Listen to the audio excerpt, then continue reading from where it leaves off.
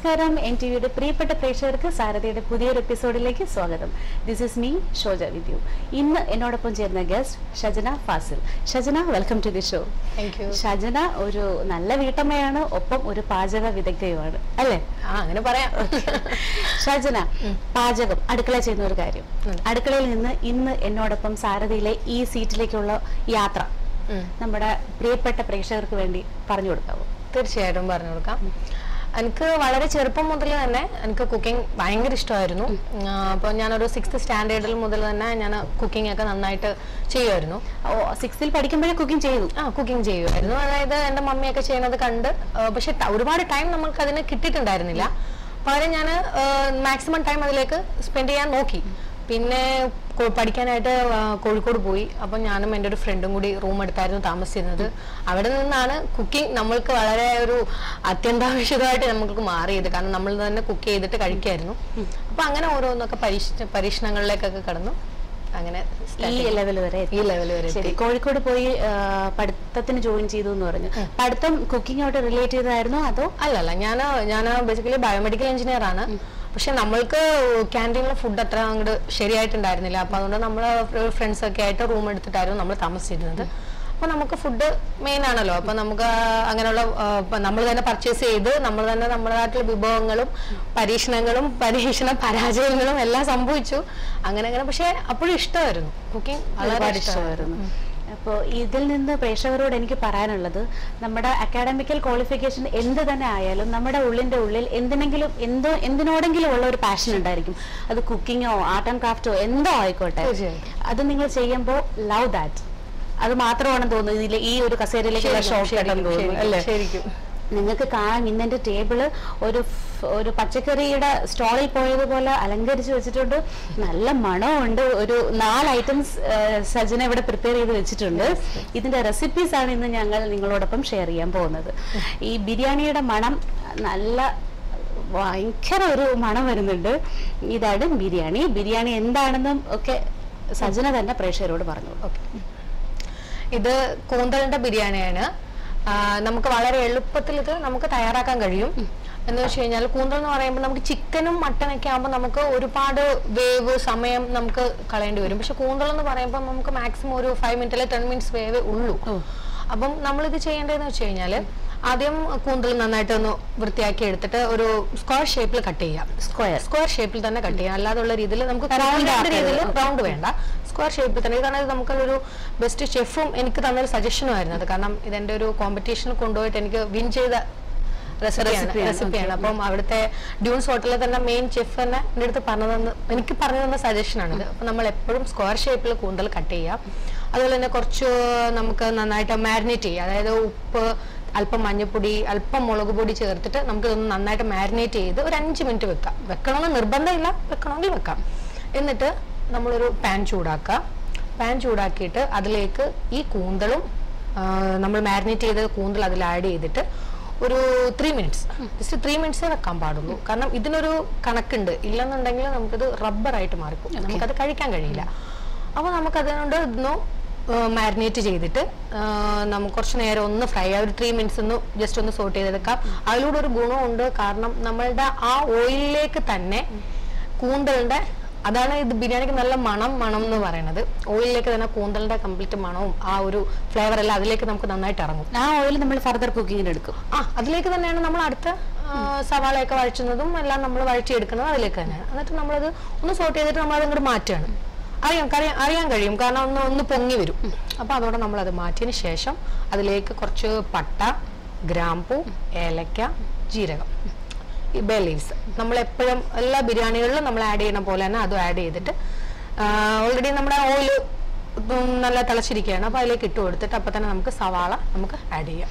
ഇത് വറുത്ത് കോരി മാറ്റിയതിന് ശേഷമാണ് നമ്മൾ അതിലേക്ക് ഈ മസാലകൾ ഇടുന്നത്, സ്പൈസസ് ഇടുന്നത്. അതിനുശേഷമാണ് നമ്മൾ ഞാൻ ചോദിച്ചു ഈ സ്പൈസസ് വറുത്ത് കോരണോ? സ്പൈസസ് അതിൽ തന്നെ നമ്മൾ ഇട്ട് വെച്ചിരിക്കുകയാണ്. അതിലേക്ക് നമ്മൾ സവാള ഇട്ട് കൊടുക്കുകയാണ്. സവാള നമുക്ക്, കാരണം അപ്പൊ തന്നെ സവാളക്ക് നല്ലൊരു റെഡ് കളർ വരും. കാരണം നമ്മൾ കൂന്തലിനകത്ത് ചേർത്തിരുന്ന മസാലകളെല്ലാം ഇതിൽ നന്നായിട്ട് പിടിച്ചിട്ടുണ്ട്. അപ്പം നമുക്ക് ആ ഒരു നല്ല റെഡ് കളർ വരും. അതിലേക്ക് പിന്നെ ഒന്ന് നന്നൊരു ഒരു കുറച്ച് ബ്രൗൺ നിറം വരുമ്പോൾ തന്നെ നമുക്ക് അതിലേക്ക് കുറച്ച് ഇഞ്ചി വെളുത്തുള്ളിയും പച്ചമുളകും ഒന്ന് ചതച്ചത് അത് മിക്സിക്ക് അത് ജസ്റ്റ് ഒന്ന് ക്രഷ് ചെയ്തെടുത്താൽ മതിയാവും. അത് അതിലേക്ക് ആഡ് ചെയ്തിട്ട് നന്നായിട്ടൊന്ന് വഴറ്റുക. നമ്മൾ ബിരിയാണി എപ്പോഴെന്ന് പറഞ്ഞാൽ നമ്മൾ ക്ഷമയോട് കൂടി ചെയ്യേണ്ട ഒരു പരിപാടിയാണ്. മീൻസ് എന്നാലേ ആ ഒരു നല്ലൊരു മണവും, അല്ലെങ്കിൽ നമ്മൾ കുക്കറിലാണെങ്കിലും വളരെ എളുപ്പത്തിൽ നമുക്ക് ബിരിയാണി തയ്യാറാക്കാൻ കഴിയും. കുക്കറിലാണെങ്കിലും നമുക്ക് തയ്യാറാക്കാം. പക്ഷെ അതിലെ പ്രോസസ്സ് നമുക്ക് കുക്കറിലും ചെയ്യാം. അത് കൂന്തലിട്ടിട്ട് വേണ്ട, കാരണം കൂന്തലിന്റെ വേവിന് ഒരു കണക്കുണ്ട്. അത് കണക്ക് തെറ്റിയാൽ പിന്നെ നമുക്കത് വെറുതെ വായിലിട്ട് റബ്ബർ മിഠായി ചവയ്ക്കണ പോലെ ചവയ്ക്കാന്നുള്ള അല്ലാണ്ട് നമുക്ക് ആ ഒരു ടേസ്റ്റ് നമുക്ക് കിട്ടില്ല കറക്റ്റ്. അപ്പം നമ്മൾ ഇതുപോലെ തന്നെ വഴറ്റിയെടുക്കാം. അതിനുശേഷം നന്നായിട്ട് ഇതെല്ലാം അതിൻ്റെ ആ ഒരു പച്ച മണമൊക്കെ പോയതിന് ശേഷം നമുക്ക് അല്പം മഞ്ഞപ്പൊടിയും അല്പം ബിരിയാണി മസാല എല്ലാം ഒരു മഞ്ഞപ്പൊടി ഒരു 1/2 ടേബിൾ സ്പൂണോളം നമ്മൾ ഇട്ടാൽ മതി. ഒരു ബിരിയാണി മസാല 1 ടേബിൾ സ്പൂണോളം ഇടാം. അതുപോലെ കുരുമുളക് പൊടി ഒരു 1/2 ടേബിൾ സ്പൂൺ. പിന്നെ എരിവ് വേണ്ടവർക്ക് അതിനനുസരിച്ച് അങ്ങോട്ട് അഡ്ജസ്റ്റ് ചെയ്യുക. അത് നിങ്ങളുടെ തന്നെ ഒരു കഴിവാണ് ആ ഒരു അഡ്ജസ്റ്റ്മെന്റ് ചെയ്യുന്നത്. പിന്നെ അതിനുശേഷം നമ്മൾ നന്നായിട്ട് സോട്ട്, അതായത് മസാല ഇട്ടതിന് ശേഷം മാത്രമേ നമ്മൾ തക്കാളി ഇടാൻ പാടുള്ളൂ. ഓക്കെ. കാരണം തക്കാളി ഇട്ടിട്ട് നമ്മൾ മസാല ഇട്ട് കഴിഞ്ഞാൽ ആ ഒരു എന്താ പറയാ ഒരു പച്ചമണം നമുക്ക് പോകൂല. മസാലയുടെ ആ ഒരു പച്ചമണം പോകൂല. തക്കാളി നിന്നിട്ട് വെള്ളം ഇറങ്ങിയിട്ട് നമുക്ക് എന്ത് കറി വെച്ച് കഴിഞ്ഞാലും, ഇപ്പൊ നമ്മൾ ഉള്ളി വാട്ടുന്നതാണെങ്കിലും മറ്റെന്ത് കറികൾ ഉണ്ടാക്കുന്നതാണെങ്കിലും നമ്മൾ ആദ്യം സവാള ഇഞ്ചിയും വെളുത്തുള്ളിയും വഴറ്റിയതിന് ശേഷം ഉടനെ നമ്മൾ മസാല അതിലേക്ക് ഇട്ട് കൊടുത്ത് അത് വഴറ്റുക. അതിന്റെ പച്ചമണം മാറിയതിന് ശേഷം മാത്രം നമ്മൾ തക്കാളി ഇട്ട് കൊടുക്കുക. അപ്പൊ എന്താന്ന് വെച്ച് കഴിഞ്ഞാൽ ആ മസാലയുടെ മണവും ആ ഒരു പച്ചമണമൊക്കെ മാറി നല്ലൊരു ഫ്ലേവറും കിട്ടും. തക്കാളിയുടെ ഫ്ലേവർ നമുക്ക് ഓരോന്നായിട്ട് നമുക്ക് നന്നായിട്ട് എടുത്തറിയാൻ കഴിയും. അതിനുശേഷം തക്കാളി ഇട്ട് കൊടുത്തു, നന്നായിട്ട് വഴറ്റിയതിന് ശേഷം തക്കാളിയുടെ എല്ലാം ഒന്ന് ഇത് ചെയ്തതിന് ശേഷം നമ്മൾ അതിലേക്ക് എന്താ പറയുക നമ്മുടെ കൂന്തൽ ഫ്രൈ ചെയ്ത് വെച്ചിരിക്കുന്ന കൂന്തൽ നമ്മൾ ആഡ് ചെയ്യാം. കൂന്തൽ ആഡ് ചെയ്തതിന് ശേഷം കൂന്തൽ ആഡ് ചെയ്താൽ ഒരു 5 മിനിറ്റ് മാത്രമേ നമ്മൾ വെച്ചിരിക്കാൻ പാടുള്ളൂ. അതിൽ കൂടുതൽ നേരം നമ്മൾ ഇതിലേക്ക് വെച്ചിരിക്കാൻ പാടില്ല. അതിനുശേഷം നമ്മൾ അല്പം തൈരും അല്പം നാരങ്ങാനീരും ചേർത്തിട്ട് ക്ലോസ് ചെയ്യുക. ഒരു 5 മിനിറ്റ് മൂടി വെച്ച് വേവിച്ചതിന് ശേഷം ഗ്യാസ് ഓഫ് ചെയ്ത് മാറ്റാം. ഇനി നമുക്ക് ഇതിന്റെ റൈസാണ് തയ്യാറാക്കേണ്ടത്. നേരെ മറിച്ച് ഇത് കൂന്തലല്ലായിരുന്നു ചിക്കൻ അല്ലെങ്കിൽ മട്ടൺ ഒക്കെ ആണെന്നുണ്ടെങ്കിൽ നമ്മൾ വളരെ ടൈം നമുക്ക് എടുക്കേണ്ടി വരും. പിന്നെ നമ്മൾ ഇതിന്റെ റൈസ് തയ്യാറാക്കുന്നത് ഒരു പാനിൽ എപ്പോഴും നമ്മൾ ബിരിയാണിയുടെ റൈസ് നമ്മൾ തയ്യാറാക്കുമ്പോഴും അതിൽ നമ്മൾ എപ്പോഴും ബിരിയാണി ഒരു പ്ലേറ്റ് ചിക്കൻ ബിരിയാണിയിൽ 750 കലോറി ഉണ്ടെന്നാണ് എല്ലാവരും പറയാറ്. കാരണം അത് വരുന്നതിന് കാരണം നമ്മൾ എന്താ പറയാ നെയ്യും ബിരിയാണിയുടെ റൈസിന്റെ കൊഴുപ്പും ഇത് എല്ലാം കൂടി ഒരുമിച്ച് ചേർന്ന് നിൽക്കുമ്പോഴാണ് ഇത്രയും കലോറി നമുക്ക് വരുന്നത്. പക്ഷെ നമുക്ക് മാക്സിമം കലോറി ഇതിൽ നിന്ന് നമുക്ക് കളയാൻ കഴിയും. പാന് നിറയെ വെള്ളം വെച്ചിട്ട് നമ്മൾ എടുക്കുന്ന അരിയിനെക്കാട്ടി ട്രിപ്പിൾ വെള്ളം വെച്ചിട്ട് നമ്മൾ അതിലേക്ക് പട്ട, ഗ്രാമ്പൂ, ഏലക്ക, അതുപോലെ തന്നെ ബേ ലീവ്സ്, പെരിഞ്ജീരകം ഇത് നന്നായി ആഡ് ചെയ്യുക. അതുപോലെ തന്നെ നമുക്ക് നാരങ്ങ ഒന്നെങ്കിൽ ഡ്രൈഡ് നാരങ്ങ ഉണ്ടെങ്കിൽ അത് ഡ്രൈ നാരങ്ങ ഇട്ട് കൊടുക്കാം, അല്ലെങ്കിൽ നന്നായിട്ട് നാരങ്ങ പിഴിഞ്ഞു വെക്കാം. നമ്മൾ നാരങ്ങ പിഴിയുന്നതിന്റെ ഉദ്ദേശം എന്ന് പറയുന്നത് ചോറ് നല്ല ഉലർന്നിരിക്കണം, പരസ്പരം ഒട്ടാതെ നല്ല ഉലർന്നിരിക്കണം. അതിന് നമുക്ക് ഈ നാരങ്ങ പിഴിക്കുക. അല്ലെങ്കിൽ നാരങ്ങ ഇല്ലാത്തവർക്കും പേടിക്കണ്ട, നമുക്ക് അല്പം വിനാഗിരി ചേർത്താലും മതി. ഓക്കെ. അപ്പൊ രണ്ടും സെയിം ആസിഡ് ആണെന്ന് തോന്നുന്നല്ലോ, അതിനകത്തൊരു ടിപ്പാണ്. അപ്പം നമുക്ക് നന്നായിട്ട് ഒരു ആസിഡ് ഒരു സ്പ്രെഡ് ചെയ്ത് കിടക്കും ചോറില്ലെങ്കിൽ ഇങ്ങനെ കൂടി കുഴഞ്ഞിട്ട് കിടക്കും. അപ്പം അത് വെള്ളം നല്ല തിളയ്ക്കുമ്പോൾ മാത്രം നമ്മൾ അരി ഇട്ട് കൊടുക്കാം. അരി എപ്പോഴും 3/4 വേവേ ആകാൻ പാടുള്ളൂ, ഫുള്ള് വേവാൻ പാടില്ല. നമുക്ക് അതിൽ നിന്ന് എടുത്തു നോക്കുമ്പോൾ തന്നെ കടിച്ചു നോക്കുമ്പോൾ നമുക്കറിയാം അരി കടിക്കണ ഭാഗം കഴിയുക. അപ്പൊ തന്നെ നമുക്കത് ചോറ് വെള്ളത്തിൽ നിന്ന് ഊറ്റി മാറ്റാം. കാരണം അതുകൊണ്ടപ്പം വെള്ളത്തിൽ നിന്ന് ഊറ്റി മാറ്റുന്ന ഗുണമെന്ന് പറഞ്ഞു കഴിഞ്ഞാൽ നമുക്ക് ആ അരിയിലെ കൊഴുപ്പ് സ്റ്റാർച്ച് അതിന് നമുക്ക് കളഞ്ഞു മാറ്റാം. പിന്നെ നമ്മുടെ സ്പൈസസ് എല്ലാം ആ ഊറ്റി എടുക്കുന്നതുകൊണ്ട് അതിൽ തന്നെ എല്ലാ സ്പൈസസും പിന്നെ അതിലേക്ക് അല്പം ക്യാരറ്റ് അരിഞ്ഞതും ഒക്കെ നമുക്ക് ചേർക്കാം. പിന്നെ നമുക്ക് റൈസിൽ തന്നെ കുറച്ചുകൂടെ നല്ല മണം വരണമെന്നെങ്കിൽ പറയണമെന്നുണ്ടെങ്കിൽ കുറച്ച് നമ്മുടെ മല്ലിയിലയും പുതിനയിലയും അരിഞ്ഞു വെച്ചതും അതും ആ വെള്ളത്തിൽ ആഡ് ചെയ്യുമ്പോൾ ഇതിന്റെ എല്ലാ ഫ്ലേവറും ഇതിന്റെ എല്ലാ ഗുണവും നമുക്ക് ആ അരിയിലേക്ക് നന്നായിട്ട് കിട്ടും. അപ്പൊ നമുക്ക് നല്ല ഫ്ലേവറും കിട്ടും, അരി നല്ല ഉലർന്നിരിക്കുന്ന. മല്ലിയിലയും പുതിനയിലൊക്കെ ഇട്ട് കഴിഞ്ഞാൽ നമ്മൾ അരി വാർക്കുന്ന സമയത്ത് ഇത് നമ്മൾ അതിൽ നിന്ന് എടുത്തു മാറ്റണോ?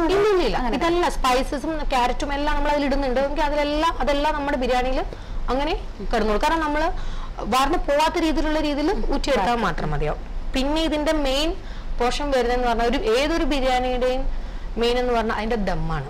അതിന്റെ ദമ്മ് ശരിയാവുന്നിടത്തോളം ആയാൽ ബിരിയാണി ഓക്കെയാണ്. ദമ്മ് ശരിയായില്ലെങ്കിൽ ബിരിയാണി പോയി. പിന്നെ നമ്മൾ എത്ര കൂട്ടത്തിൽ ആഡ് ചെയ്താലും ആ ദമ്മിലിരിക്കുകയാണ്. അതാണ് ഇപ്പൊ നമുക്ക് ശരിയായില്ലെങ്കിൽ ആ ദം കിട്ടില്ല അല്ലേ? കറക്റ്റ്.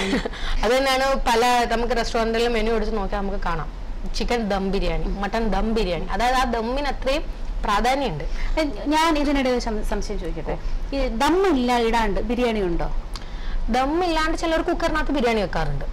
കുക്കറിനകത്തോ അല്ലാണ്ടൊക്കെ ബിരിയാണി വെക്കുമ്പോൾ അത് ജസ്റ്റ് എല്ലാം കൂടി ഒന്ന് ഇളക്കിയിട്ട് അങ്ങനെ എടുക്കുകയാണ്.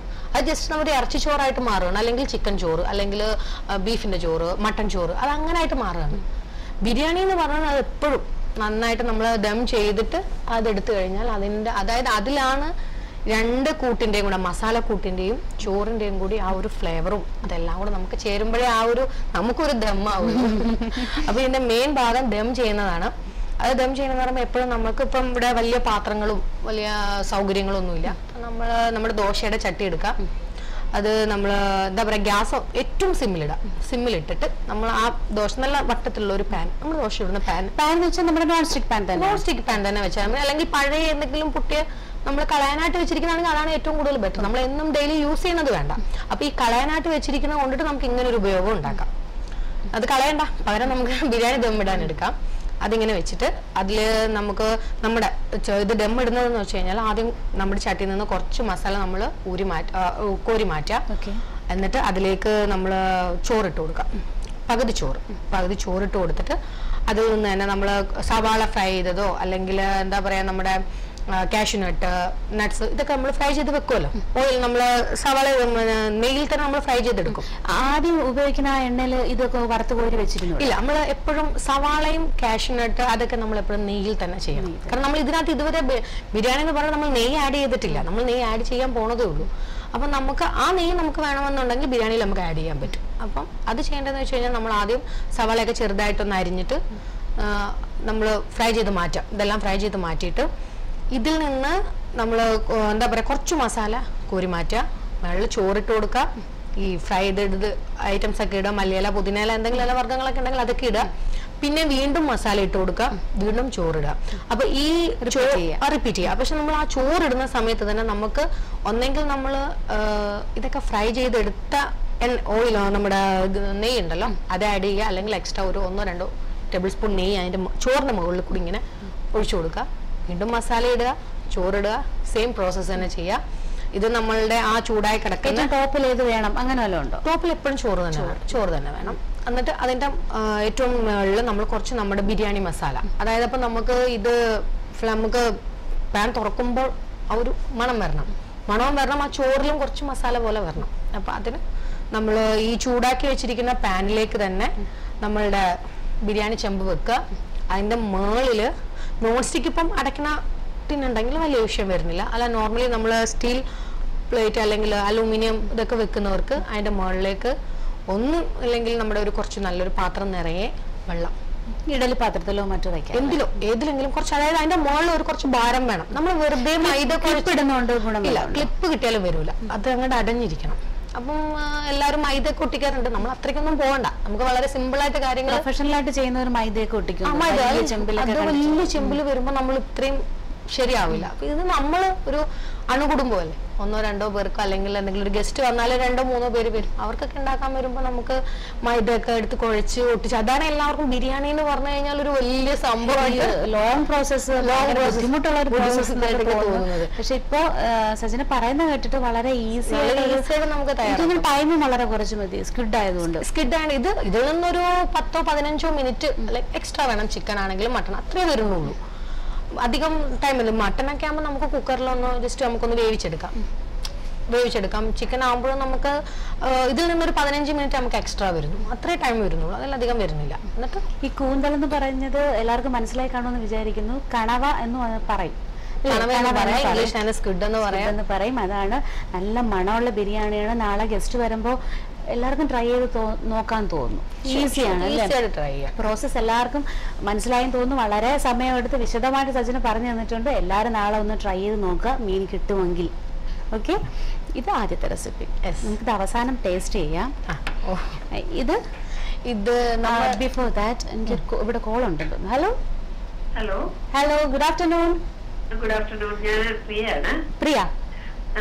പ്രിയ ഹൗസ് വൈഫ് ആണോ? അതെ അതെ. ഓക്കെ, സജനോട് സംസാരിച്ചോളൂ. എനിക്കറിയേണ്ടത്, ഞാൻ ബിരിയാണി ഉണ്ടാക്കുമ്പോഴേ എപ്പോഴും കുഴഞ്ഞു പോകുന്നുണ്ട്. അതെല്ലേ? അപ്പോഴ് അതിനിപ്പോ ടിപ്പ് എനിക്ക് കേട്ട് ഞാൻ നാരങ്ങാനീര് ഒഴിക്കുന്നത്. ഓക്കെ. പക്ഷെ ഞാൻ എപ്പോഴും അരി ഇങ്ങനെ വെള്ളം 2 ഗ്ലാസ് അരിക്ക് 4 ഗ്ലാസ് വെള്ളം വെച്ച് അങ്ങനെയാണ് ഉണ്ടാക്കുന്നത്. അതുകൊണ്ടാണോ അങ്ങനെ കുഴഞ്ഞു പോകുന്നത്? അപ്പോൾ നമ്മൾ അത് ചെയ്തു കഴിഞ്ഞാൽ എന്തായാലും വെള്ളം നമ്മൾ കുഴഞ്ഞു പോകും. അതുകൊണ്ടിട്ട് ഒരു കാര്യം ചെയ്താൽ മതി, നമ്മൾ വെള്ളം ഊറ്റിക്കളഞ്ഞാൽ മതി. അപ്പൊ ഈ ഊറ്റി കളയുന്ന ടൈമിൽ തന്നെ അത് എപ്പോഴും നമ്മൾ ശ്രദ്ധിക്കുക. വെള്ളം നന്നായിട്ട് തിളയ്ക്കുമ്പോൾ തന്നെ നമ്മൾ അരി ഇട്ട് കൊടുക്കുക. കൂട്ടത്തിൽ തന്നെ നമ്മൾ ഒരു നാരങ്ങ നന്നായിട്ട് പിഴിഞ്ഞൊഴിക്കാം. എന്നിട്ട് ആ നാരങ്ങ വേണമെങ്കിൽ അതിലേക്ക് തന്നെ ഇട്ടു. അതിൽ എന്നാലും കുഴപ്പമില്ല, നമുക്ക് നല്ല ഫ്ലേവറൂടെ വരും. നാരങ്ങയുടെ ആ ലൈമിന്റെ ഫ്ലേവർ നന്നായിട്ട് വരും. പിന്നെ അതുപോലെ തന്നെ എപ്പോഴും അത് 2 തിള കഴിയുമ്പോൾ തന്നെ നമ്മൾ ചോറിന്റെ അടുത്ത് തന്നെ നിൽക്കാം. എന്നിട്ട് ജസ്റ്റ് ഒന്ന് എടുത്തൊന്ന് ടേസ്റ്റ് ചെയ്ത് നോക്കുക. അതായത് അരി കഴിയുന്ന ഭാവം കഴിഞ്ഞാൽ അപ്പൊ തന്നെ നമ്മൾ ഓഫ് ചെയ്തേക്കാം. ഓഫ് ചെയ്ത് നമ്മൾ ആ വെള്ളം ഊറ്റി മാറ്റിയേക്കാം. പിന്നെ ഒരു ഡൗട്ട് കൂടെ, ഇപ്പൊ 4 പേർക്കൊക്കെ നമ്മൾ ഉണ്ടാക്കണമെങ്കിലേ എങ്ങനെയാണ്, എത്ര അരി വേണം, എത്ര ചിക്കൻ, അതൊക്കെ എങ്ങനെയാണ് എന്റെ കണക്ക്? 4 പേർക്കുള്ള കണക്ക് നമ്മൾ 1 കിലോ ബിരിയാണിക്ക് കണക്ക് വരുമ്പോ 8 പേരാണ് ഒരു കണക്ക് വരുന്നത്. അപ്പം 1 കിലോ അരിക്ക്, അതാണ് 1 കിലോ അരിക്ക് 8 പേരെന്നാണ് നമ്മൾ ബിരിയാണിയിൽ ഒരു മിനിമം കണക്ക് നമ്മൾ വെക്കുന്നത്. അപ്പൊ അതിന് പകരം നമ്മള് ഒരു അര കിലോ അരി എടുത്താൽ മതിയാവും. 4 പേർക്ക് നല്ല 4-5 പേർക്ക് സുഖമായിട്ട് കഴിക്കാൻ പറ്റും. 1 കിലോ അരിയും 1 കിലോ ചിക്കനും. 1 കിലോ അരിക്ക് 1 kilo chicken. 1 kilo chicken. 1 kilo chicken എടുത്താൽ മതി. സവാളയൊക്കെ നീളത്തിൽ തന്നെയാണോ? സവാള എല്ലാം നീളത്തിൽ തന്നെ അരിയുക. ഒരു 4 സവാള എടുത്താൽ മതിയാവും. ചിക്കൻ ബിരിയാണി ആകുമ്പോൾ നമുക്ക് കുറച്ച് മസാല വേണമെന്നുണ്ടെങ്കിൽ മസാല അനുസരിച്ച് നമുക്ക് സവാള കൂട്ടുകയും കുറയ്ക്കുകയും ചെയ്യാം. ചിലവർക്ക് നന്നായിട്ട് മസാല വേണമെന്നുണ്ടെങ്കിൽ നമുക്ക് നല്ല മസാല ഇടാം. ഇല്ലെങ്കിൽ ഒരു 4 സവാള മതിയാവും. Thanks for calling. ഈ സവാളയുടെ കാര്യം പറഞ്ഞപ്പോൾ സവാള ജാസ്തിയായിട്ട് ഇട്ടാല് ബിരിയാണിക്ക് മധുരം വരുമെന്ന് അങ്ങനെ കേട്ടിട്ടുണ്ട്. അത് ശരിയാണ്. സവാള നമ്മൾ ഒരുപാട്, അതായത് എന്തിനും നമുക്കൊരു കണക്കുണ്ട്. ആ ഒരു കണക്ക് വിട്ടുപോയി കഴിഞ്ഞാല് കുറച്ച് ആ ഒരു മതി. പക്ഷെ നമുക്കത് ഇത് ചെയ്യാൻ പറ്റും. നമ്മൾ അതിനോട് നമ്മൾ സ്പൈസസ് നന്നായിട്ട് ആഡ് ചെയ്യുമ്പോൾ അതവിടെ നന്നായിട്ട് കുറഞ്ഞു വന്നോളൂ. കുഴപ്പമില്ല. ശരി സജന, മറ്റൊരു ഡിഷിലേക്ക് പോകുന്നതിന് മുന്നേ സജനയുടെ കരിയർ, ഇത് പാചകമല്ലാണ്ട് പാചകം മറ്റുള്ളവർക്ക് ഫ്രണ്ട്സിന് വേണ്ടിയിട്ട് ചെയ്തു കൊടുക്കുകയോ അല്ലെങ്കിൽ കോമ്പറ്റീഷൻസിൽ പങ്കെടുക്കുകയോ ഷോസ് ചെയ്യുകയോ അങ്ങനെ എന്തെങ്കിലും ചെയ്തിട്ടുണ്ടോ? ഇപ്പം ഞാനൊരു ഷോ ചെയ്തുകൊണ്ടിരിക്കുകയാണ്. നമ്മുടെ ഒരു നല്ലൊരു ചാനലിലേക്ക് വേണ്ടിയിട്ട് കുക്കറി ഷോ, റംദാൻ്റെ ബേസ്ഡ് ആയിട്ട് ഒരു കുക്കറി ഷോ ചെയ്തുകൊണ്ടിരിക്കുന്നുണ്ട്. പിന്നെ കുക്കിംഗ് കോമ്പറ്റീഷൻസ് ഉണ്ടല്ലോ ഇവിടെ ഗ്രാൻഡ് കേരള, അതുപോലെ തന്നെ പല ഇപ്പൊ തന്നെ കിച്ചൺ ക്യൂൻ, അങ്ങനെ ഒരുപാട് കോമ്പറ്റീഷൻസിലൊക്കെ പങ്കെടുക്കാറുണ്ട്, പ്രൈസ് കിട്ടാറുണ്ട്. പിന്നെ അതിനൊക്കെ ഉപരി എൻ്റെ ഫ്രണ്ട് സർക്കിളിൽ എല്ലാവർക്കും ഞാൻ ഫുഡ്, ബർത്ത്ഡേ പാർട്ടി, അവരുടെ ഉള്ള എന്തെങ്കിലുമൊക്കെ സെലിബ്രേഷൻസ് വരുമ്പോൾ അവർക്ക് ഫുഡ് ചെയ്തു കൊടുക്കാറുണ്ട്. അങ്ങനെ ഒരു ചലഞ്ചിങ് ആയിട്ടൊരു ഓർഡർ എടുത്തു 100 പേർക്കുള്ളത് ഒറ്റയ്ക്ക് തന്നെ. ദൈവം സഹായിച്ച് വളരെ സക്സസ് ആയിട്ട് ചെയ്യാൻ കഴിഞ്ഞു. അത് അവിടെ വന്നവർക്ക് ഫുഡ് കൊണ്ടുപോകാനും ആകാറായി, കൊണ്ടുപോവുകയും ചെയ്തു. അതിന് പിന്നെ നമ്മൾ എല്ലാവർക്കും അത് സെർവ് ചെയ്യാനും കഴിഞ്ഞു. എല്ലാവരും അതിലൂടെ എനിക്ക് ഒരുപാട് നല്ല ഫ്രണ്ട്സിൻ്റെ തന്നെ നല്ല ഓർഡറുകൾ വരികയും ചെയ്തു. ഇപ്പൊ പിന്നെ ബാച്ചിലേഴ്സ് അവര് എല്ലാവർക്കും വേണ്ടിയിട്ട് പിക്കിൾസ്, പലതരം വെറൈറ്റി പിക്കിൾസ്, ചിക്കൻ ഉണ്ട്, ബീഫ് ഉണ്ട്, ഡേറ്റ്സ് ഉണ്ട്, ഫിഷ്, അങ്ങനെ മത്തി, എല്ലാവർക്കും ചെറിയ മത്തി വെച്ചിട്ടുള്ള പിക്കിൾ വേണമെന്ന് പറഞ്ഞു. അങ്ങനെ ഞാൻ തന്നെ ഓരോ ഇത് ചെയ്തിട്ട് എല്ലാ ഫ്രണ്ട്സിനും അവർക്ക് നല്ല രീതിയിൽ ഓർഡർ വരുന്നുണ്ട്. 100 പേർക്കുള്ള ഫുഡ് തയ്യാറാക്കിയത് സജന ഒറ്റയ്ക്കാണ്. പിന്നെ ഹസ്ബൻഡ് ഉണ്ട്. എന്തിനും നമുക്ക് എല്ലാരും പറയല്ലോ, ഒരു ആണിന്റെ പുറകിൽ ഒരു പെണ്ണുണ്ട് എന്ന് പറയുന്ന പോലെയാണ് എന്റെ പുറകില് ഒരു പെണ്ണിന്റെ പുറകിൽ ഒരാണെന്ന് പറയുന്ന പോലെ എനിക്ക് എന്റെ എല്ലാ കാര്യത്തിനും ഒരുപാട് സപ്പോർട്ടായിട്ട് എനിക്ക് ഹസ്ബൻഡ് ഉണ്ട്. അതുകൊണ്ടാണ് എനിക്ക് ഇവിടെയൊക്കെ എത്താൻ കഴിഞ്ഞതും. വളരെ ഇവിടെ ഇതേ പ്രൊഫഷനിൽ വന്ന പല ലേഡീസും പറഞ്ഞിട്ടുള്ള കാര്യമാണ് ഹസ്ബൻഡിന്റെ സപ്പോർട്ട്. ഓക്കെ, ഇനി നമുക്ക് ഷോയുടെ സമയമൊക്കെ അവസാനിക്കാറായി. പെട്ടെന്ന് ഇതിന്റെ ഒരു പറഞ്ഞാൽ ഇത് കാണാം, പ്രേക്ഷകർക്ക് കാണാം. പറഞ്ഞു, ഇതാണ് നമ്മളുടെ ഡേറ്റ്സ് വിത്ത് ഓട്സ്. ഡേറ്റ്സ് ഓട്സിന്റെ ലഡു ആണ്. വളരെ എളുപ്പത്തിൽ നമുക്ക് തയ്യാറാക്കാം. അതുപോലെ തന്നെ കുട്ടികൾ ഒരു കാരണവശാലും ഡേറ്റ്സോ ഓട്സോ കഴിക്കാൻ വളരെ പാടുള്ളതാണ്. അപ്പോൾ നമുക്കിത് രണ്ടും നല്ല ഹെൽത്തി ആയിട്ടുള്ള കാര്യം, രണ്ടും നല്ല ഹെൽത്തിയാണ്. ഈ ലഡു എന്നൊക്കെ കാണുമ്പോൾ കുട്ടികൾ നന്നായി വേഗം കഴിച്ചോളും. ഒന്നും ചെയ്യാനില്ല, ഒരു പാനിൽ വെള്ളം ഒഴിച്ച് നല്ല തിളയ്ക്കുമ്പോൾ തന്നെ നമ്മൾ ഡേറ്റ്സ് ഇട്ട് കൊടുക്കുക. അതിനകത്ത് കുറച്ച് നമ്മുടെ ഡ്രൈ ഫ്രൂട്ട്സ് എന്തെങ്കിലും, അതായത് ഡ്രൈ ആയിട്ടുള്ള ബദാമോ കാഷ്നട്ട്സ് അങ്ങനെ എന്തെങ്കിലും ഉണ്ടെങ്കിൽ അത് ആഡ് ചെയ്യാം. കുറച്ച് തേങ്ങ ആഡ് ചെയ്യുക, നന്നായിട്ട് ഒന്ന് ഇളക്കി കൊടുക്കുക. കൂടുതൽ തന്നെ നമ്മുടെ ഓട്സ് ഒന്ന് ചൂടാക്കിയിട്ട് ഒന്ന് മിക്സിയിൽ ഒന്ന് പൊടിച്ചെടുക്കാം. കാരണം ഓട്സ് അല്ലാതെ ഇട്ട് കഴിഞ്ഞാൽ അതിൻ്റെ ആ ഒരു ചിലപ്പോൾ കുട്ടികളുടെ വയലിൽ കടിക്കും. ഇത് പൊടിച്ചങ്ങോട്ട് ചേർത്ത് കഴിഞ്ഞാൽ നല്ല ഗോതമ്പ് പോലെ ഇരിക്കും.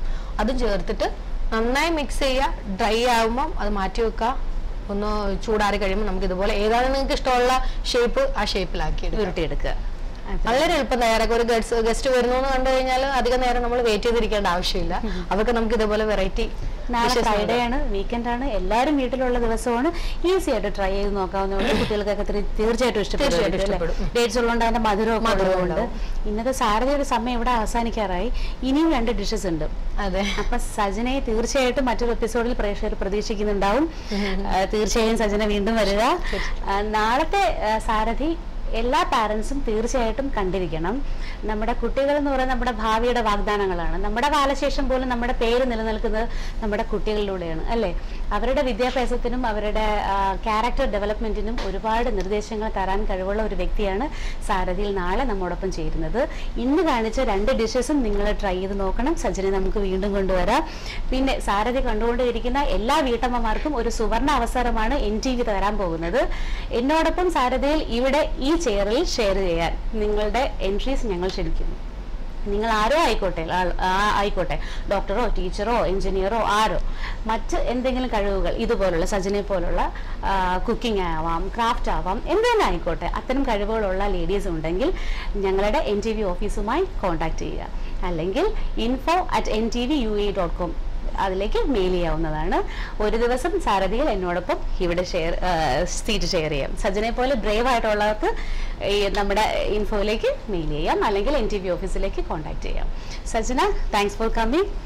Thank you very much.